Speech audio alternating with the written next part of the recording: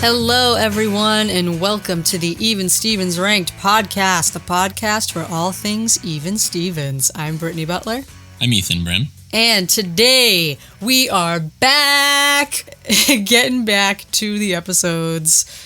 Exciting to be back. So before we get into it, just wanted to read a listener letter because I really want to start opening our episodes with voicemails, letters, whatever from our listeners. This email here is from Zaid. Z-A-I-D. Yeah, I'm pretty sure it's Zaid. I'm just doing it how I see it. Okay. Their title of the email is Underrated Gem. They say, "Hey, Brittany and Ethan, my name is Zaid. I stumbled across this podcast very recently, and I'm so glad I found it. Even Stevens is definitely one of my favorite shows, and it's crazy because it feels like nobody remembers it. Recently, I convinced my younger siblings, who are 11 and 9, to binge watch the show with me, and we had to pause pretty frequently because we were laughing so hard. You guys are so right that it was ahead of its time and holds up really well. I was Googling to see if there was any kind of fan community for the show and ended up finding your subreddit. Hey! I have since started listening to your podcast and I really love it. You guys are both great conversationalists and you have good chemistry, which makes the discussions feel really organic. Yee! Anyway, I don't have any questions or anything. I just wanted to say thanks for doing this and much love to you both." Nice. Aww. Thanks, Zaid. That was cool. Thank you, Zaid. That is awesome. And thanks for finding the subreddit. You're one of the 32 people now. Just the other day it was 30. Now it's 32. Nice. I told you, this thing's popping off. I don't know what's happening. But I think, to Zaid's point, I think it's more of like a kick in the pants compared to the style of quote-unquote comedy that is there now in kids shows. Yeah. I think it's just... I mean, we talk about this a lot. More, yeah. So I think, but I'm like, for 9 and 11-year-old to watch it. Oh, yeah. I just think that's cool. When I was watching, I had, like, we couldn't pause it back then, but, like, we were laughing. Like, I'd be laughing hysterically at things. A 9 and an 11-year-old to watch it compared to, like, stuff that they probably usually watch, it's even, I think, more shocking to see what's on screen, too. Yes, so thanks for that email. And if anyone listening, if you guys have anything you want to share, feel free to do that, of course. So, today we are talking about Secrets and Spies, which is Season 1, Episode 11. It has a 7.4 on IMDb, and it's a 9.1 on TV.com, which is actually in the top 20 of the series there. Nice. Was directed by Peter Baldwin and written by Sarah Jane Cunningham and Susie Valandry. I have this episode ranked number 33. And you, my friend... And I have it ranked at number 4. Number 4. Freaking top 5. It's my highest Season 1 episode. Wow. When I was a kid, at one point, this was my favorite episode. I, like, longed for this episode to come on. Oh my god. Yeah, I love this episode. Well, we'll find out why in a minute. But did you guess? Well, you probably already knew what number. And I hadn't looked at the list in a while, but I guessed number 4. Okay, because yeah, I think I've said before, my top 10 is like grilled into my brain, so... Well, yeah, you wrote like full-on diatribes on like every single episode. Yeah, I was like, okay, I have like my top 10 fully ingrained in my brain, so... Any of my top 10, I won't be able to guess. It'll be pointless because I know. Yeah. But for this one, I guessed anywhere between 40 and 35. So okay, pretty was close. correct there, kind of like smack dab almost. The IMDb synopsis of this episode is: when Ren's extracurricular activities become too much for her, Lewis decides to spy on her and finds out she has a secret life as a karaoke performer. So good. So, okay. General thoughts. Ooh. What? Looking back at my notes here that I took from when I rewatched it a week, like 2-3 weeks ago. Was it harsh or what? I'll just read it. I wrote, initial thought on this viewing was boring. It's not boring. I circled it with my highlighter. Boring. When it ended, Mom and I literally said, "That's it?" When I was guessing where I ranked it, I wanted to put it in the 40s or even 50s, but I put myself into the headspace I might have been in when I composed my list and came up with 35 to 40. So close. And then I underlined, I said, there are montages. Even though they tell the story, it feels boring. It's not really funny. They're kind of going through the motions without any real standout moments. Barring some small things and Ren singing, it's slow-paced, but not as good here. It's a good mystery if you've never seen it or haven't seen it in a while, but after you know what happens, it doesn't really work anymore. No. That's what my notes are. No, my gosh. That's what my general thoughts in my written notebook say. As an overview, I think this is a near perfect episode. Lewis, I think it's one of his best consistent all the way start to finish episodes in the whole series. He's so good. He's so like off the hinges. And I always forget about this episode. There's so many good just like little lines. I've probably quoted this episode more than any other episode. I can't even think of any quotes. For my best quote, So I was like, good. I don't know. There's only two, and one of them isn't even really a quote. It's just like a thing he says. Well, you know me, like for me, obscure like things. subtleties, like the minutia of the episodes, and this one just a feeding ground for me for this one. I don't know. I love it.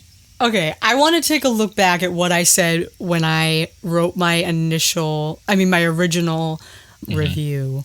I wrote it, oh my god, I'll see what I thought exactly 2 years ago. I said, like the majority of season 1 episodes, this one is a little slow-paced, but it works here. It's part of the charm of the first season. I originally had this ranked towards the, quote, worst half of the list, but upon rewatching it, I found some things to like about it. Between Twitty's awful hit single, the terrible school band, Ren's performance, and the family sing-along, What's Not to Love, it's a bit of a roller coaster between Lewis and Ren, but ultimately turns out fine, which always feels like a well-deserved and happy conclusion. I also like how the episode isn't necessarily a Ren plot or a Lewis plot. It's blended, and I love when they're able to do that and have it flow so well. Also, yeah, again, I said this again. If you've never seen the episode before, it's sort of a genuine mystery leading up to the reveal. It's actually difficult to figure out what Ren's been doing.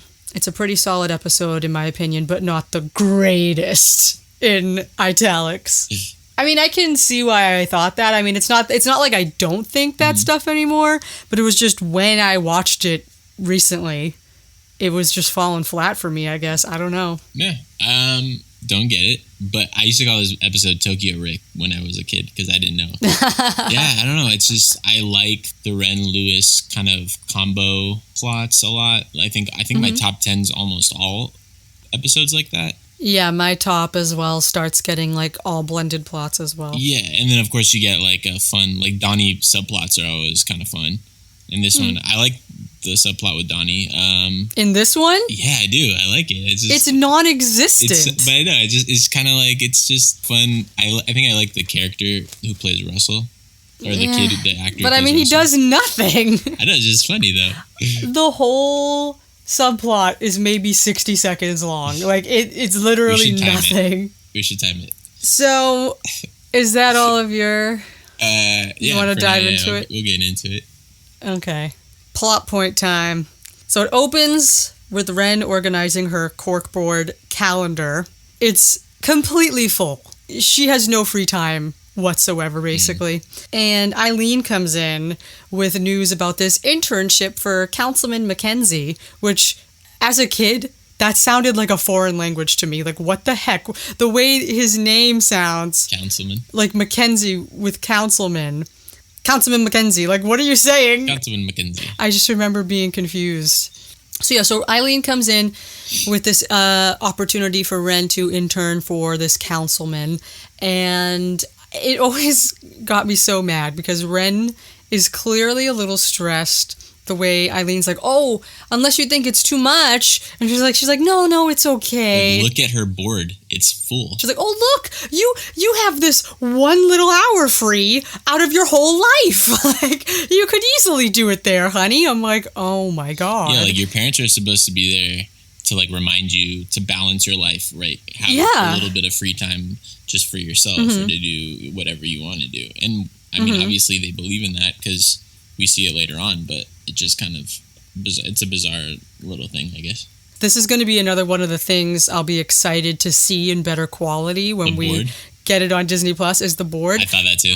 Because I'm pretty sure it says Wednesday at 5 p.m. reading to the blind. Yeah, I think that is on there. I remember seeing that when I was a kid, actually. It says reading to the blind, I'm pretty sure. Ren is spending her free time reading to the blind. Like, give her a break, Eileen. Yeah, for her internship, her 8th grade internship to Counseling Mackenzie. Oh, man. Can you imagine having a 13-year-old as an intern? No. I mean, a 13-year-old like Ren, yes, but... Maybe, yeah. But she's supposed to be 14. Maybe 14, yeah, because she's probably like on the older side. Also, I noticed that when Eileen walks into the door, she like does that thing where she knocks as she's opening the door. Yes. I'm like... Yes, I wrote that in my review. Why are you knocking when you're opening the door? The whole point of knocking is before you open the door. It's pointless. Yeah. It's like, yeah, I'm being polite, but I'm also not because I'm barging in here while I'm knocking. Yeah. So Ren adds the councilman internship to her corkboard, which always bothered me because she has everything looking exactly the same, and then she just puts this little index card or like whatever it is that doesn't match anything else on her board, and it just bothers me. It's so un-Ren-like. Yes, I was like, I would expect her to write it down on the matching paper before she puts it on the board. But she just pins that there, and she's clearly going to have a meltdown. So she goes into her closet and screams a very clearly soundbite scream. Like a Wilhelm scream or something? Yes. Yeah. It's totally not coming from her at all. It's stock for sure. It's just a stock horror scream. Yeah, definitely. Louis overhears.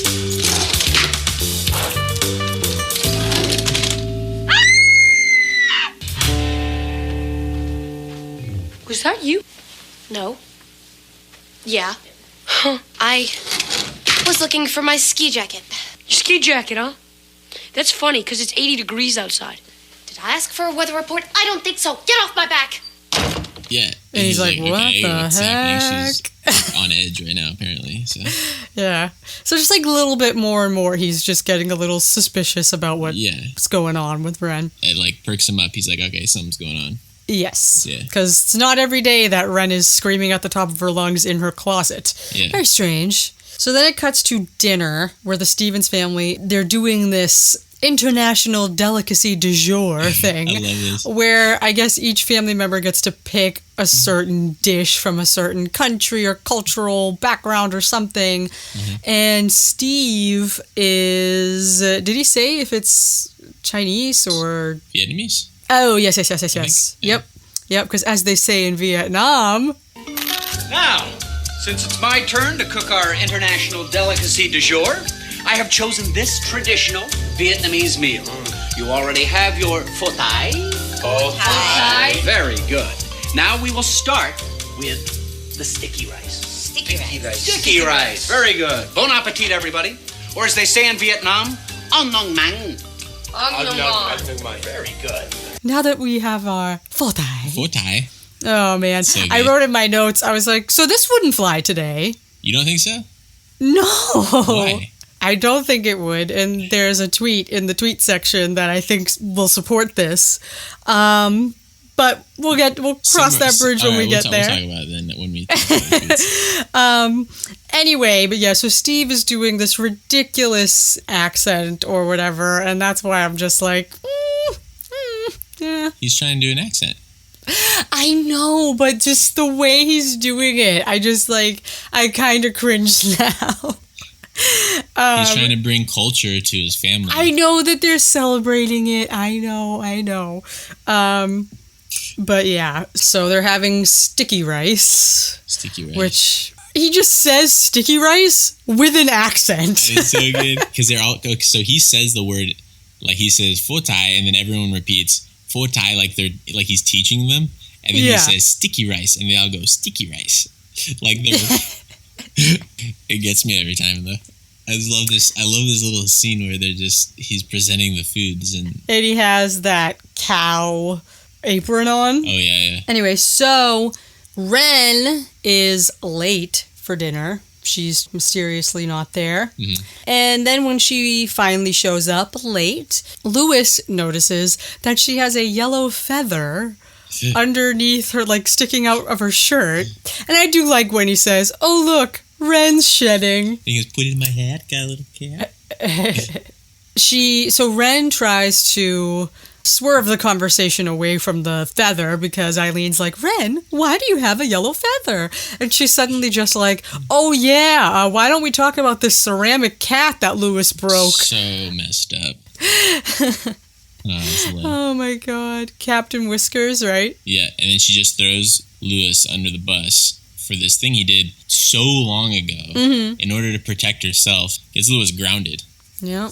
But I do like how Lewis is like, "The thing was evil. Its beady little eyes followed me everywhere I went."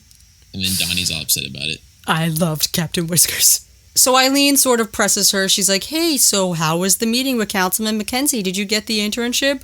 Wren lies with a mouthful of food and is like, "Yeah, I got it, yeah." Yeah. We all know something's going on. Yellow feather, not fully committing to saying that, yeah, she got the internship. Yeah. Something's going on. So later that night, Lewis is just sort of walking through the hall upstairs, and he overhears Wren speaking very quietly in Japanese on the phone.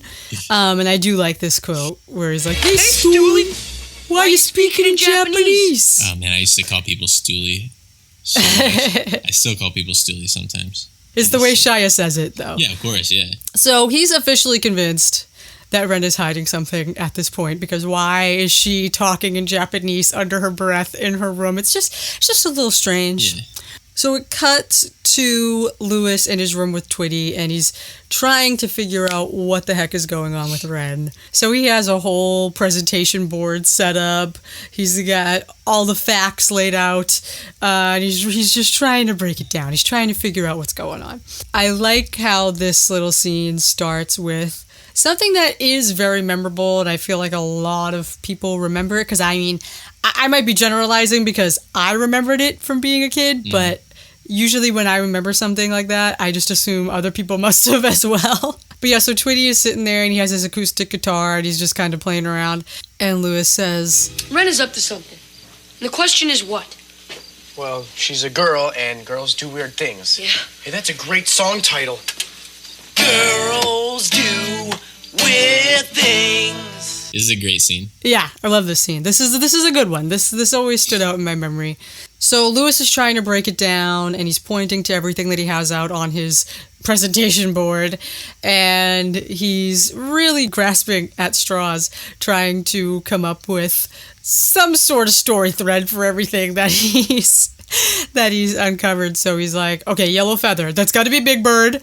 The Scream mask, yeah. Ghostface. It's like a knockoff Scream Ghostface mask, yeah. Is it a knockoff? Yeah, it's not a real Ghostface. But close enough. Yeah. So yeah, he's got that, and then he's got a map of Japan, and he's just trying to put it all together. Like, oh yeah. Big Bird, Feather, Big Bird was on the run from Japanese spies, right? When Wren found Big Bird in our closet. What? And now she's talking on the phone in Japanese. To the Japanese spies, Yeah, he's just really stretching it here because like nothing he can think of makes any sense. And so this scene, goes, look, like Wren always busts me when I do something, and now she's running around. Clearly something's going on, and I need to call her on it. And it's funny because there's a definite ADR right around here, an overdub, where he goes, Wren gets me every time I do something, okay? And now Little Miss Perfect has been running around the house all weird. Why did they not even try to make him match the inflection of what he might have been saying? It just sounds like when you call someone's voicemail and it goes like, "Hello, you've reached the voicemail box of Brittany Butler," or something. It's not even the same. It's not the same at all. And now Little Miss Perfect is running around. That's always stood out to me, and I've always wondered what maybe was there originally or what was going on with that overdub. So I actually reached out to Sarah Cunningham, who wrote this episode. Really? Yes, I wrote to her. Sweet. And I asked her, I sent her the scene, and I said, here's this scene to jog your memory. There's an obvious ADR overdub thing where Lewis says, Little Miss Perfect, do you remember what was there originally, or, why this happened? And she responded and said that she has no idea why, and her guess is that it was simply inaudible. But that was just a guess. Yeah, sometimes if you mumble something, they'll be like, no one's gonna understand that. Yeah, but it's just kind of funny. Yeah. It just seems like it was so rushed. It's like they just rushed Shia back into a booth. They're just like, hey, just say Little Miss Perfect real quick. All right, say it again. Little Miss Perfect. All right, one more time. Little Miss Perfect. All right, great. No effort was put into trying to make that flow. Yeah. But yeah. So that was kind of cool getting some sort of answer for that, because cool. that was always bothering me and I just wanted to know. So Twitty starts singing different little versions of Girls Do Weird Things with every single sentence Lewis says to him. It's so good. Has been running around the house all weird, and it's payback time. It's payback time. It's payback time. Okay, now look, I'm gonna show you something. I'm gonna show you something. I'm gonna show you. Get out of my house. Get out of Lewis's house. Lewis is cool. Lewis is a big nerd. He is the biggest nerd. So next in my notes and in my original review, I say, now we move on to the tiniest, most insignificant subplot ever. Yeah, we should just wrap it all up in one go. Honestly, yes, we should just wrap it all up because it's really, yeah. So Donnie needs help with trigonometry, which, by the way, never studied that in high school. Really? Don't know if that's bad or not. In my school, it was either trigonometry or honors pre-calculus. I never studied either of those things. Really? I think that's what happens when you go to an arts high school. You don't. True. Yeah, maybe. You don't do trigonometry or calculus. Yeah. So he ends up getting a tutor named Russell, and Russell's identity is kind of a mystery for a little bit. Donnie makes a deal with Russell that if Russell helps Donnie out with his trigonometry, that Donnie will help him meet girls, because Russell has a hard time with the ladies, as Donnie puts it. So he's just talking to him online, and then Russell agrees to meet Donnie at their house. Donnie answers the door, and there's a little short kid who's 10 or something. A little redhead with freckles that's just like, bye, Mom! Yeah. And the actor who plays him is actually only 2 years younger than Shia, I believe. No. Yeah, I looked it up. Yeah, he's definitely young looking. Yeah. So yeah, in my review I had said, there's a good line here though. Russell is all, let's go meet girls. And Donnie's like, look kid, the only place I'm taking you is to a moon bounce. And he says, exceptional. That's the highlight of the whole thing, and that's pretty much the whole subplot. The best part is when Lewis comes in and he said, who's the kid? Yeah. And Donnie's like, yeah, he's my tutor. And then Lewis just says, so many jokes, so little time. Yes. I love that line. I've used that one a bunch too. That's pretty much it though. I like That's that. I was entertained. I like just how he says, can I use your facilities? And then he says, he's like, the what? Oh, you mean the can? The can. Yeah, that way. It's like, I don't think we have those. Yeah, he says, I don't think we have those. It's so good. I just like I like Donnie, and Donnie just makes scenes better, I think, so. I mean, I love Donnie too, but It was funny. it could have been better. Doesn't really go anywhere. The actor who played Russell, I thought, did a good job too. He just really sold it, I think, to me. Just a chipper kid. Yeah, he was good. I liked it. I think they thought of the idea and were like, okay, let's just throw it in one of the episodes. And then they threw it in. So the next day at school, some random chick comes up to Lewis and tells him to thank Ren for her because she got the internship with Councilman Mackenzie. She got the internship? Yeah, oh yeah, she got the internship. This chick got the internship, not Ren. So now Lewis is officially really, really, really concerned now, trying to figure out what's going on. The plot thickens. So then, we get a montage of Louis following Ren around all day. He's hiding in mailboxes. That old lady screams and goes riding away on her motorized scooters, swerving everywhere. I'm It's like, so what? good. Like I don't think that stuff's funny though. I'm just like, it's like slapstick stuff. yeah. You know what the problem is? We're getting into like season 2 stylistics now, I think. So I know with you, some of the season 2 stuff is not your favorite. Yeah. For me, season 2 is my wheelhouse. This episode is kind of like the first. Out of all the season 1 episodes, it's like you the would first pick, one where yeah. we kind of get that like season 2 vibe, and I think that's part of the reason I like it so much. Yeah, what are the other things? Well, and then he just eventually follows her to Tokyo Ricks. One where he's like hiding in the bushes at school, and then that dog comes over and like starts to pee on the bush. So good. Hiding in the mailbox. Oh my god. I knew I saw this old lady before. Because my mom and I have been watching Gilmore Girls, and I'm pretty sure she might be on Gilmore Girls. I gotta look. I gotta look this up now. I swear to God, there's so many Even Stevens actors on Gilmore Girls, by the way. Really? Did you know that? No. Who? Okay, so Mom's on season 4 now, but seasons 1 to 3, right, was around the same time Even Stevens was on. It premiered in 2000, I think, Gilmore Girls. So it goes up to like 2003, and I don't know why, but there was such a lot of Even Stevens actors. So I'm talking Jason Bagwell. He's a total Gilmore Girls guy. I'm talking Little Poopsie lady. Oh, really? She's in a bunch of stuff. Yeah, her. Oh God, I was writing out a whole list of the people. Well, some of the writers and directors, I've seen their credits on Gilmore Girls before.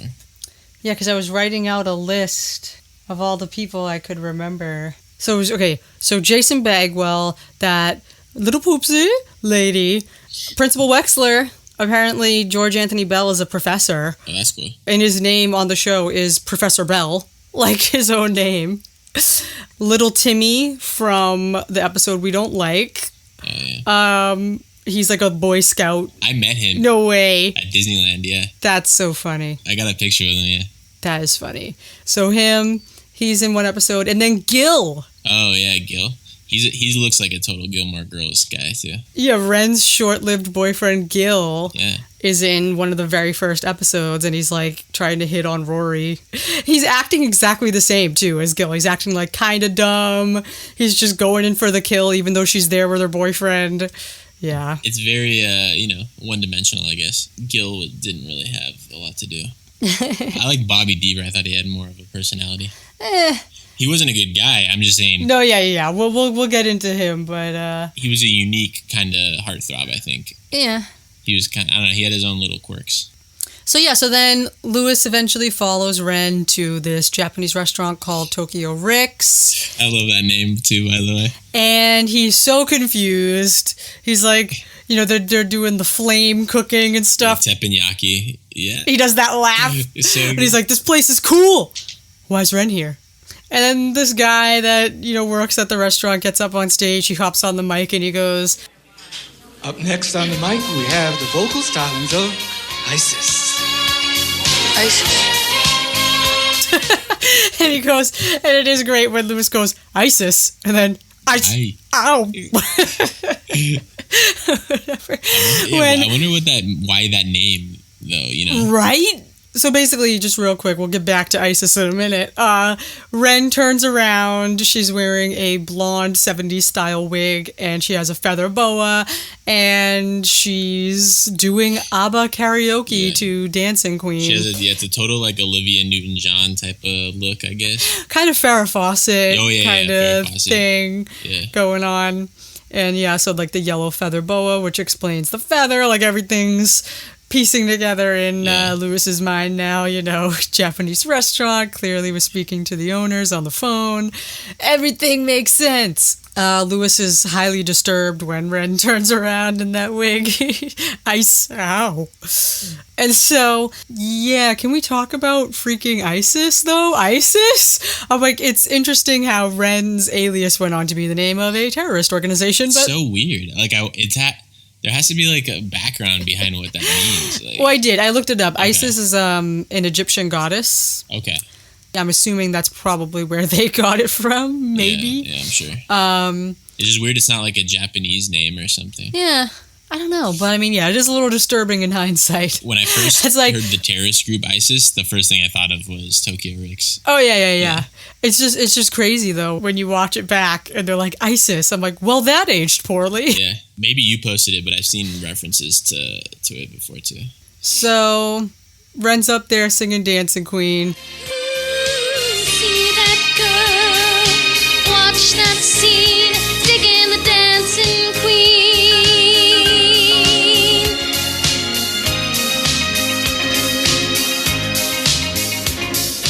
Friday night and the lights are low,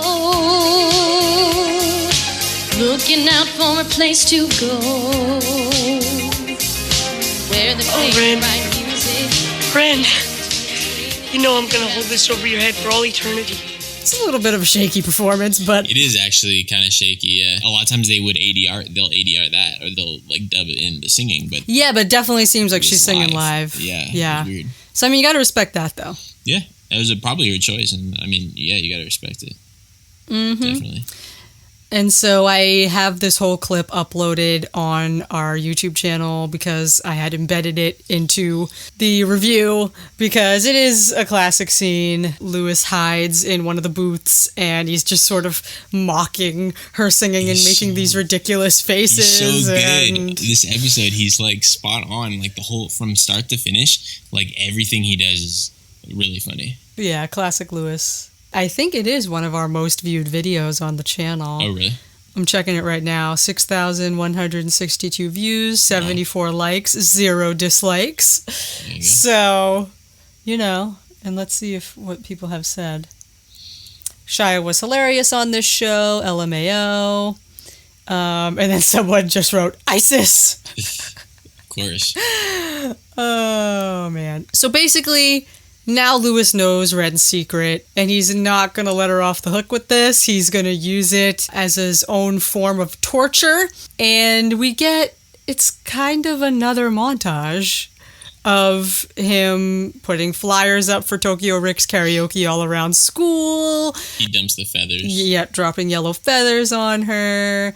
Yes, and then the band drum. Yeah, a lot of these montages are usually like 3 things, 4 max maybe. Yeah, comic rule of 3s. Comic rule of 3, yep. This lady too. Oh, wait, yeah, I was looking up that other lady. Yeah, there was some lady, I looked it up. I think it was a Gilmore Girls person or something. And it said that she was the French teacher in Secrets and Spies. Okay. And all the kids in this classroom are like 10. Yeah, so young. So what we're talking about, the final thing Lewis does to get on Ren's nerves about this whole thing is he sends a message for Ren Stevens to report to room 109 to Ren's French classroom. So the French teacher reads the message and whatever, and we see Ren in the French class, and yeah, like everyone is 10. She's so big in comparison to everyone else. On top of it, she's like tall too. You would logically think that she's in like a lower class. Yeah. Or something. But it's like she's Ren Stevens. She wouldn't be in like 6th grade French or something. Yeah, rudimentary classes and stuff. Okay, let me just look up this lady though. Okay, they got this wrong. Okay, this is funny. So this was the lady. So this woman on Gilmore Girls, her name is Fran, this character, and she's like an elderly lady. And as I'm watching Gilmore Girls, I'm like, I know this lady. And so I Googled the actress, and then on her IMDb, it says that she was in Even Stevens' Secrets and Spies as the French teacher, but she's definitely not the French teacher. Okay. I think they mixed it up. She's definitely the old lady at the mailbox. Okay. So that's kind of funny. Someone needs to go into IMDb and change that it's like the Jim Wise credits. Like he has some credits that weren't him. But it's funny. They got the Even Stevens credit correct. Super obscure credit. Yeah, but not that she was the French teacher. It's just that she's an elderly woman at the mailbox. Like, what would that credit even be? Elderly woman at mailbox.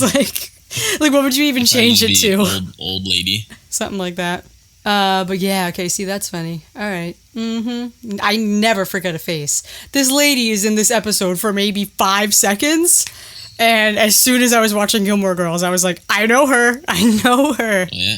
We're like almost to the end of this episode already. That's why I said it feels like nothing's happening, because everything's just, those two montages took care of like everything. I think it's because you watched it so long ago too, so it's like we're not going into every detail maybe. I don't know. I'm following what I did on my review as well, and I go pretty deep on those. It's not like we haven't missed anything. So the last thing is so Lewis sends a note for Ren to go to room 109 where he has the school band rehearsing Dancing Queen. And it's funny because in my review I said that they literally sound like they're dying, and they also sound like the 20th Century Fox sax, trumpet, and recorder thing. the Golden Trio, you mean? You know what I'm talking about? Yeah.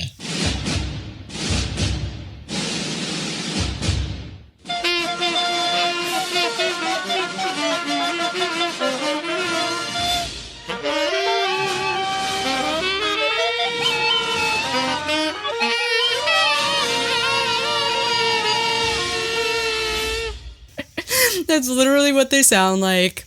And Lewis is conducting them, and it's pretty funny.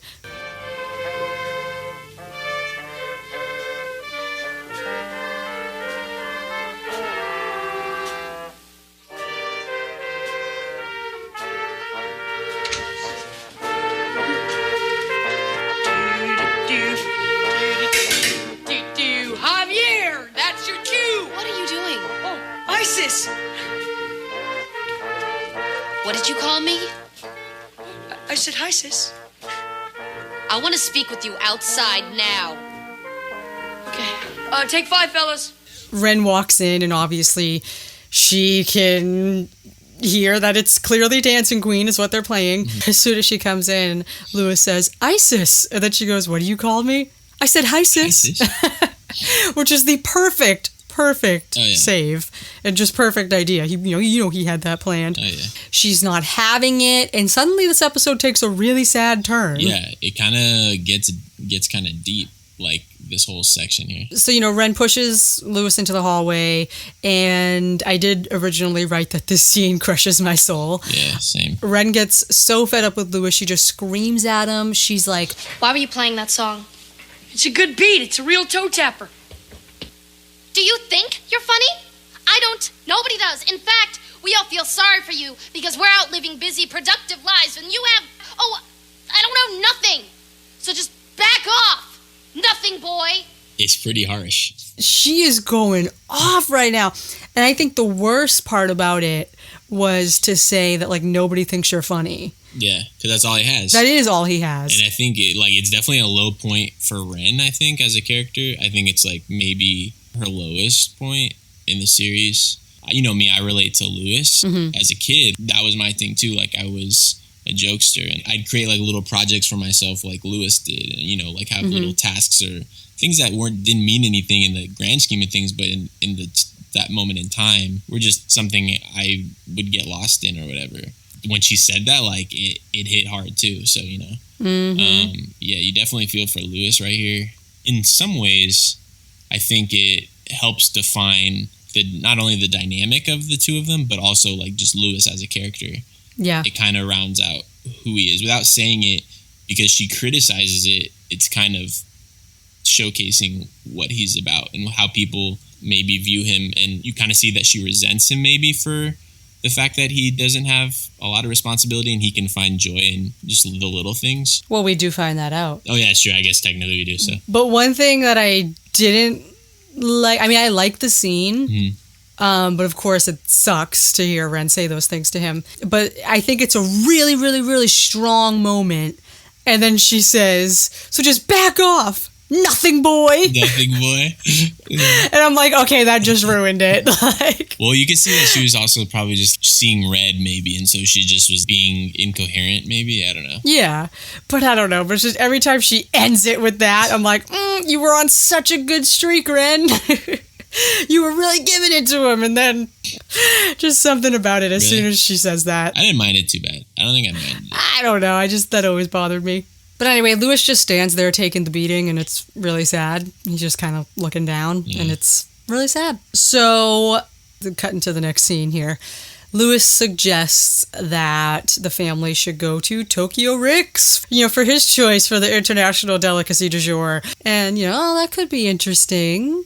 So when Eileen agrees to it and he walks away humming Dancing Queen happily to himself. He's doing this to try to get back at Ren now, especially, I think, after, she said all this stuff to him. Yeah. It's like, okay, gloves are coming off, lady. Like, 'cause at first it was just revenge for the Captain Whiskers. But now... Yeah, and just sort of revenge in general, because he never can, she's, as he says, later on in the series, she's as clean as a Dutch whistle, He never has anything on her. Yeah, she always has stuff on him, and now he has something on her, yeah. So he's doing that to essentially reveal what she's been doing to their parents. Lewis suggested it the night that Ren yelled at him at school, right? And then this is the next day. Next day, yeah. Yeah, so the next scene is the next day. Ren comes to apologize to Lewis in the hallway at school, and she admits that she's, a little jealous that Lewis is so good at being able to let off steam and just have fun, and she just doesn't know how to do that, so she's been singing karaoke instead of doing that internship. And it's really sweet, actually, the way she's just coming clean about this, and I totally get it. Yeah, and it didn't take something for her to realize that she was in the wrong. She just, her own conscience was like, yeah, that was messed up to do. She didn't have to have a moment of clarity. I think she just, the fact that, he's her brother, and, she still loves him, so. Yeah, right. I liked it. I didn't think it was phony or corny at all. No. Yeah, it was really good. It's another real moment. Her yelling at him was very real, and this apology feels very real. Yeah. And so Lewis was in the middle of filling up a water balloon. This is actually funny because this is the scene where I thought that this was Jim Wise's son.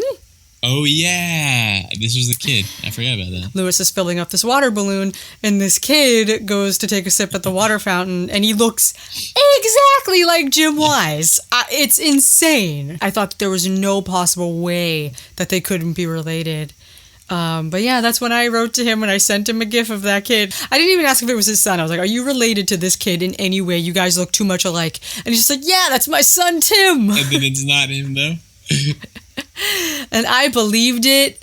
And I was so stupid too. I wrote right back to him and I said, ha ha ha ha, I knew it. And he never was like, nah, yeah, I'm just kidding. So didn't find out about that until that was funny. 2 years later, a year later, until we interviewed him, which is crazy. That was one of the highlights of the interview, I think. So we get a nice sibling moment between Lewis and Ren. But you also forgot the when he barks at the kid. Yes, that is great. The kid is just standing there in the middle of their conversation. And I know that you know what I've been doing, and I just want to explain. Okay. Well, I'm all ears. Well, I've been really overwhelmed lately. I still do that to people. Just like, you just need to stop paying attention to what we're saying right now. It's like, can I help you? And then I wondered if that was an ad-lib, but probably not. Maybe there was a line there, like, what you looking at or something like that. Yeah. And he probably chose to do the bark.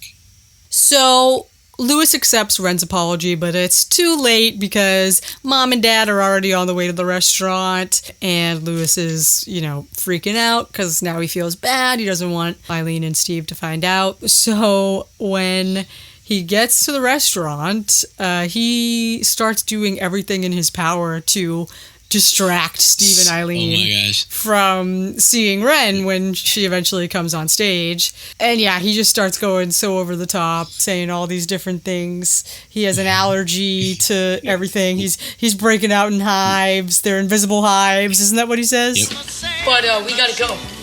What? Why? Because of my soy sauce allergy. I have a soy sauce allergy, and one piece of teriyaki, I'm gonna swell up like a balloon. And look at this, I'm breaking out in hives. You see that one? That's a hive. I don't see any hives. They're invisible hives. It's the worst kind of hives. I read in a book once. Yeah, and they're eating me alive now, and it hurts. Lewis, stop. We're staying. When I first watched this episode, I think I've laughed harder than I've ever laughed at any TV show. Really? Just this whole sequence with him. He scoots the cart towards him and he starts doing the chef stuff. Oh my gosh, I still laugh so hard. It's one of my favorite Even Stevens moments.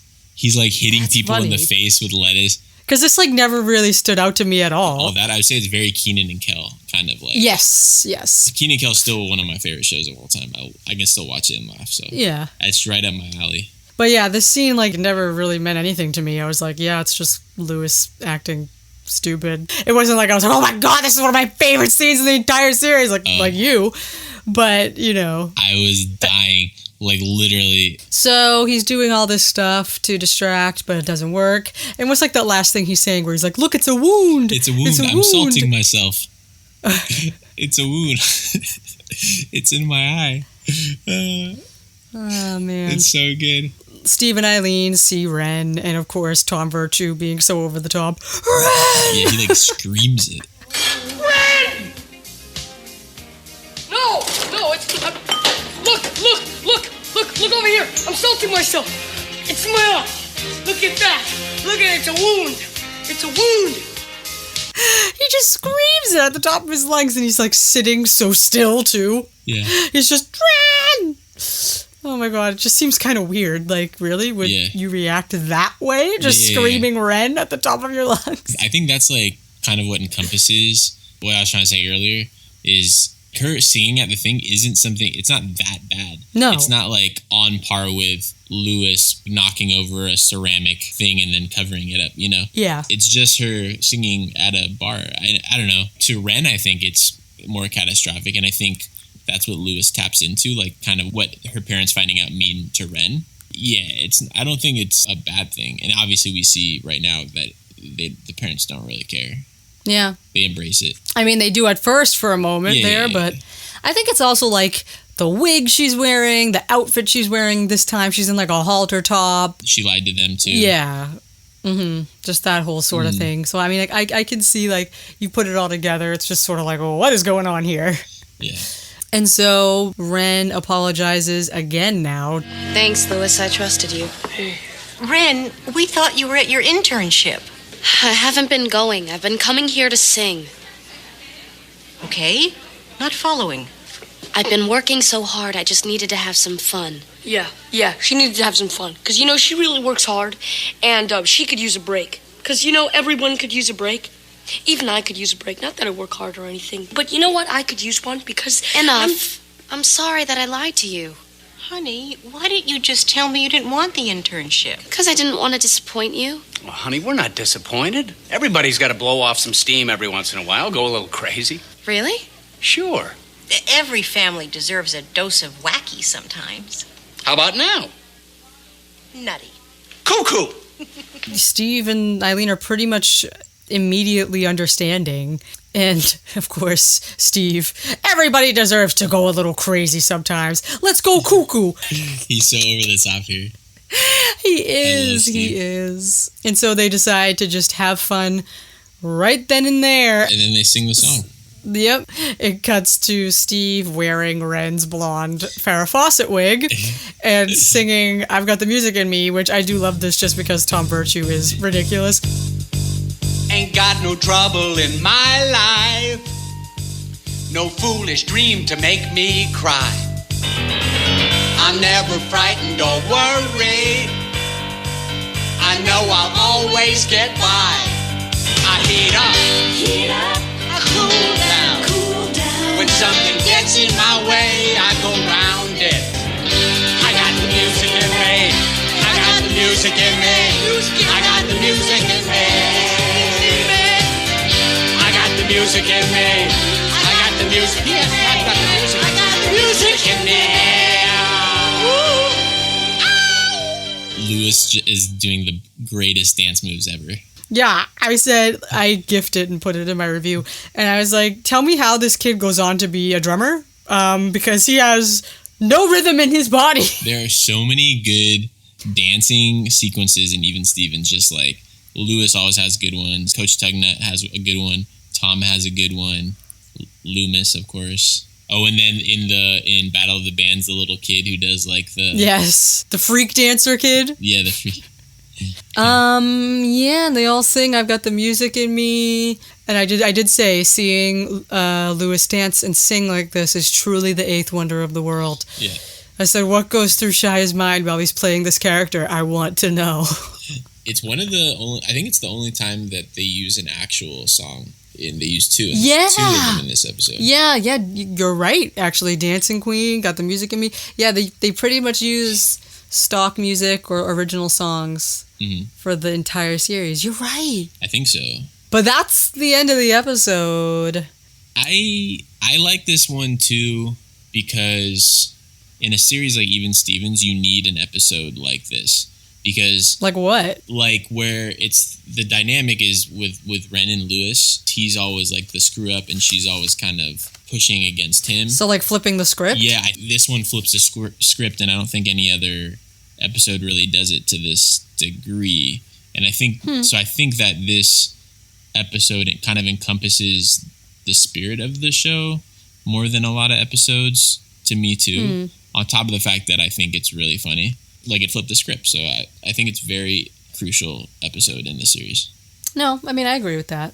I mean I feel like I've said all my thoughts on this. Honestly, I'm just sort of neither here or there with this one. It's at number 33, which is a pretty neutral spot, I'd say. Yeah, it's right in the middle, literally, like basically in the middle. Oh yeah, because if there's 65 episodes, that's close to 66. So. Yeah, smack dab in the middle of all the episodes. So yeah, just a very neutral ground for me. It's just, it is what it is. I don't really feel strongly one way or another about it. It's an episode. Yeah. That's how I feel about it. Yeah, I remember at times being like, man, please be Tokyo Rick. Please be Tokyo Rick. Like before Even Stevens would come on. I remember like hoping that it was this episode. Especially when you first watch an episode back then. Because we didn't have guides that told us what the episodes were back then, you know? But also, like, you couldn't record stuff. I mean, you could VHS. With a VHS tape. But, like, you couldn't, like, preemptively... There's no way to know what episode it was going to be on. Exactly. And, like, you see something for the first time, and you're like, man, that was an awesome episode. I want to watch it again. And you couldn't just choose to watch it again like that, so... Right. No, but yeah, thinking about that, though... Yeah, it would always be like, up next is just, stay tuned for Even Stevens, followed by Lizzie McGuire or something. But you don't know what episode, you just know that it's going to be the show. And you just stayed watching to see whatever episode they were going to show. Exactly. Which is kind of interesting. There's a bit more of an element of surprise that's missing from today. It's more fun that way. So, moving on to our final segments. I feel like MVP is such a stupid one sometimes. I mean, because you're probably going to say Lewis, right? Yeah, but I also do a non-Lewis MVP. True. What's yours? My non-Lewis MVP is Russell. Oh my god. I don't even know if I have one. Oh no, Twitty, actually. I probably should have said Twitty. He was really good. Yeah, because one of my favorite scenes is with him. Do you have any trivia? I do have some trivia. Is it true? Did you know that... For your information, is it true that... What does that mean? The girl that goes to Ren's French class and hands the teacher the note, her name is Nicole LeBron Hewell. Oh, yeah. I can't read my handwriting. And she won a Disney Channel contest back in the day to have a walk-on role. She was the one, huh? On Even Stevens. And that was her. And it's funny because I remember watching the episode and thinking, that actress that brought the note in doesn't know what she's doing. She's just standing there, like, really awkward, no emotion on her face, just meh. So when I read that and found out that she was a walk-on role, Disney Channel viewer person, I was like, well, that makes sense. So yeah, I didn't jot down all of the pop culture, but there's a lot in this one probably. So we got ABBA, we got I Got the Music in Me, we got, what other reference? We got the Scream mask. Big Bird. We got Big Bird. Well, now I'm mad that I didn't thoroughly go through all of that, but that's that. So the actor who played Tokyo Rick, Ken Takamoto, he was in Dark of the Moon with Shia and Tom Virtue. Right. Tom Virtue was in Transformers, but they apparently never crossed paths. Yeah, they were never in a scene together. So, do you have any other trivia? I just wrote down the director, also directed Foodzilla, and I think a couple other ones, Peter Baldwin. The writers, Susie Valandry and Sarah Cunningham, they wrote a bunch of Even Stevens episodes. They did. Some really good ones, some that I don't love, but 12, I think, total, so. Yeah. That's all I got. So, It's time for our favorite segment. Yeah, it's time for tweets.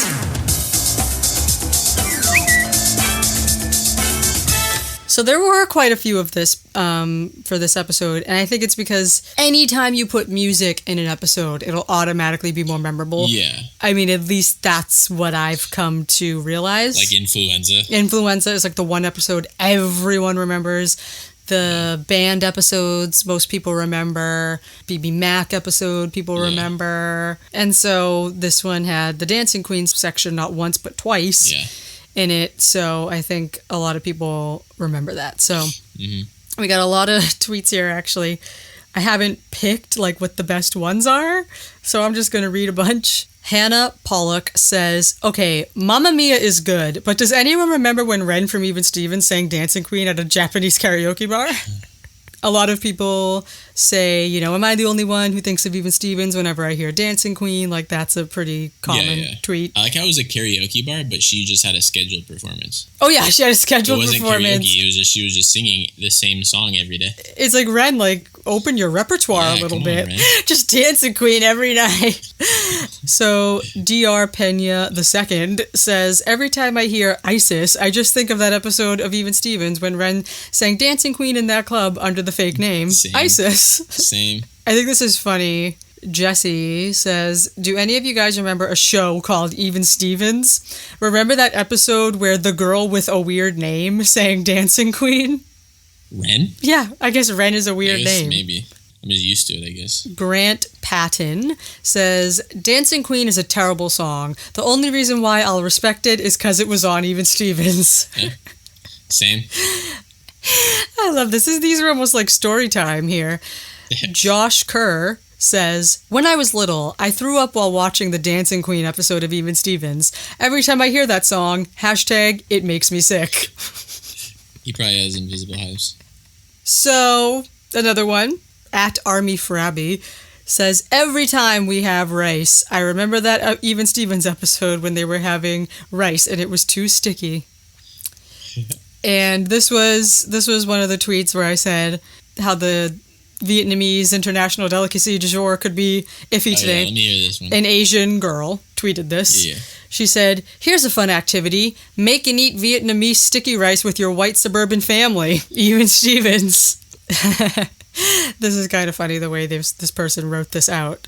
So at TO, whenever someone mentions ISIS, my thought goes directly to Even Stevens, ISIS, episode Secret and Spies, 2000. Oh, wow, they rattled it off there.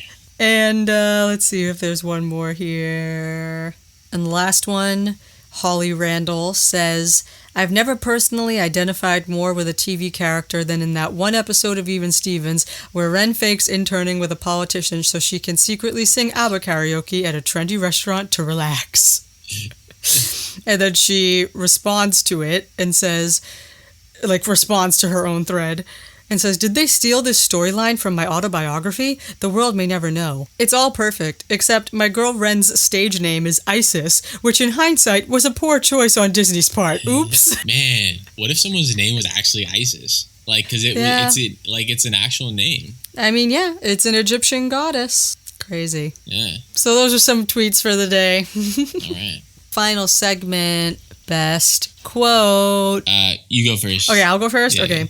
I guess I have two quotes. Okay. The first of which that I have written down here, which I guess would be my main one, is when Lewis is conducting the band and he says, Javier, that's your cue. So good.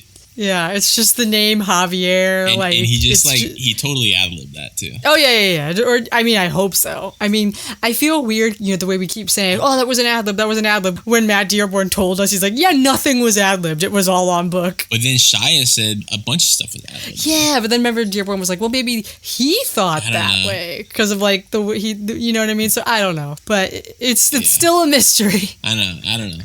Conflicting information. But yeah, that's great. And I just love Shia's voice, of course, as well. Just the way he says it is wonderful. And then my second quote is so simple. It's not even really anything, but I just always laughed. It's when Twitty is singing, girls do weird things or whatever. And Lewis says, okay, I'm going to show you something. I'm going to show you something. I'm going to show you. My quote, though, is then when Lewis says, get out of my house. Get out of my house. I just don't know why. Like, I've just always liked the get out of my house. Like the stuttering. He says that again in another episode, I think, too. Like something similar. He says it to Beans a lot. Well, yeah, he says it to Beans, but maybe that's what it was, yeah. Shia's delivery is perfect. So, your best quote? Honestly, this was really hard. I've probably quoted a dozen different things from this episode on a daily basis at one point in my life. See, I'm interested in hearing this because I couldn't think of any other quotes. Okay, so I'm going to give a couple runner-ups. I loved Javier, that's your cue. The Hey Stoolie, Why You Speak in Japanese, classic. And then I think my number one, because it was one that, I don't know, I just loved it. It was just so creative, I think, was the Invisible Hives line. When he says, they're invisible hives. I'm breaking out in hives. He says, I don't see any hives. They're invisible hives. Yeah. They're the worst. They're the worst. I read it in a book once. Yeah. I don't know. It was just like something when I was a kid. I like used to say it all the time about stuff if I didn't want it, if I didn't want to eat something, or if I didn't want to like do something. Like, oh yeah, it makes me break out in hives. Yeah, look, I'm already breaking out in hives. And they're like, oh, no, you're not. They're invisible hives. They're invisible hives. And even just not even in reference to hives or invisible hives, I would just say, yeah, I read it in a book once. Like, I would just say that about stuff all the time. I don't know. I read it in a book once. I just love that little sequence right there. So, yeah, that's my quote. All right. Well, I think that's everything, unless you have anything else you want to add. I think that's it. Thank you guys so much for listening. Feels good to be back, trying to get back into the swing of things here. I love the stuff with your mom. That was a good episode. Oh, thanks. Yeah. It was hilarious. I was laughing like the whole time. Well, thanks. She'll appreciate that. But yeah, we had a good time. It was fun sitting down and talking to her because, I haven't really sat down and talked with anyone else on the record about the show before other than you. So we don't record in person either. So it was different to have someone right next to me sharing a microphone. Yeah, it's true. And talking about it. It was fun. We were very giggly. Yeah, it was funny. So, yeah, guys, so thanks for listening. Be sure to follow us on all the socials, Instagram, Twitter, Facebook, evenstevensrank.com. So, yeah, that's about it, and we'll see you guys in the next episode. See ya.